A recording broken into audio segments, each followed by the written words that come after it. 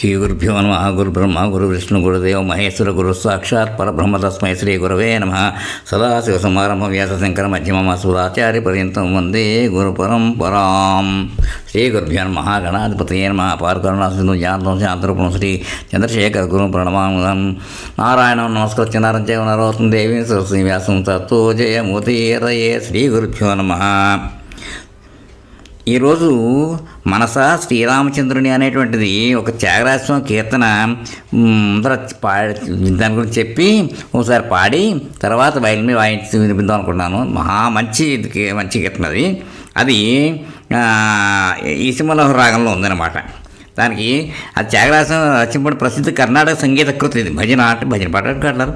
ఇప్పుడు మనసుని శ్రీరామచంద్రుడిపై లగ్నం చేయాలని వాల్మీకి రామాయణాన్ని చదివి రాముని యొక్క నిజస్వరూపాన్ని భక్తిని అర్థం చేసుకోవాలని త్యాగరాజస్వామి కోరారు.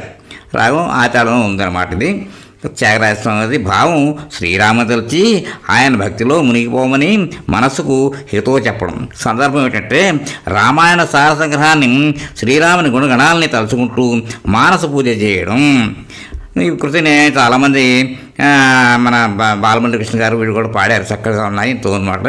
సాహిత్యం పల్లవి ఏంటంటే మనసా శ్రీరామచంద్రుని మరవకే ఏ మరకే అని.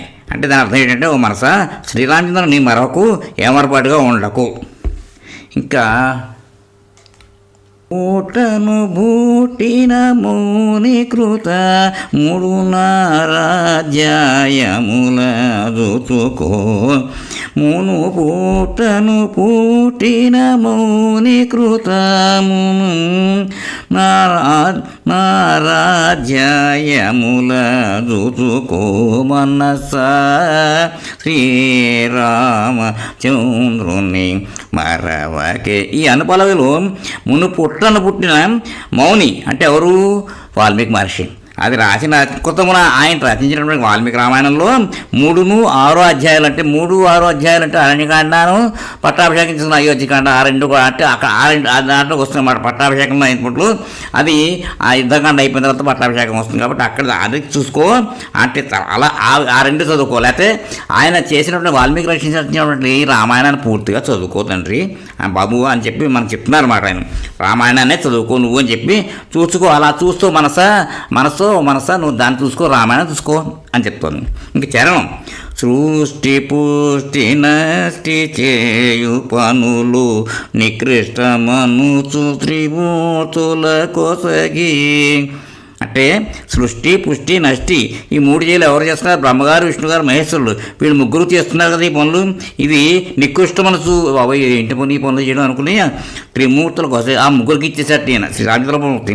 ఇదే తుష్టుడై చాలా సంతోషపడ్డాడు. పడి సద్భక్త మనోభీష్ట మూలిచ్చు త్యాగరాజ నూతుని. అంటే మనోభీష్టాలని త్యాగరాజు అంటే శ్రీరామచంద్రుడు అందరికీ ఇస్తాడు. సుమా ఎవరు కోరుకుంటే వాళ్ళకి అది ఇచ్చాము శ్రీరామచంద్రుడు అనమాట.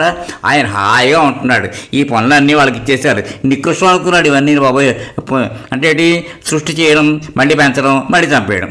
ఇది ఎంతో నికృష్టమైన ఇది పనులు అనుకున్నాడు ఆయన. అందుకోసం త్యాగరాజస్వామి చెప్పినట్టుగా ఆ శ్రీరామచంద్రుడిని మనసులో ధ్యానం చేసుకున్నాడు ఆయన అని. సృష్టి పుష్టి నష్టి చేయు పనులు నీ కృష్ణమనుచు త్రిమూర్తుల కొసగి. తుష్టుడై బరగే సద్భక్త మనోభీష్టములిచ్చు త్యాగరాజ ముతుని. మనసా శ్రీ రామచంద్రుని మరవకే మరవకే ఓ మనసా శ్రీరామచంద్రుని మరవకే. ఇక్కడ ఎన్నిసార్లు చేసినా త్యాగరాజస్వామి వారు ఎప్పుడు మనసు గురించి చెప్తారు. ఆ మనసు గతి ఎంతలా ఉంటుందో చెప్పలేము. ఇన్ని నిమిషంలో మారిపోతుంది మనకి ఆ మనసు. అందుకోసం శ్రీరాముని పట్టుకొని ఆయన అస్తమాటు నామస్మరణ చేయడం వల్ల అది మనకి అబ్బుతుంది. ఆ రాముడు మనకి అనుగ్రహిస్తాడు, మనకి కరుణిస్తే మనకి ఇంకేం కావాలండి అందరికీ హాయిగాను ముక్తి మోక్షం అన్నిటి కూడా మాట ఏదో హాయిగా ఉంటుంది. చెప్పలేనంత ఆనందంగా ఉంటుంది. ఇక్కడతోటి దీనికి విరామం ఇద్దాం. తర్వాత వైల్ మీద వాయిస్తున్నా వచ్చినంత వరకు.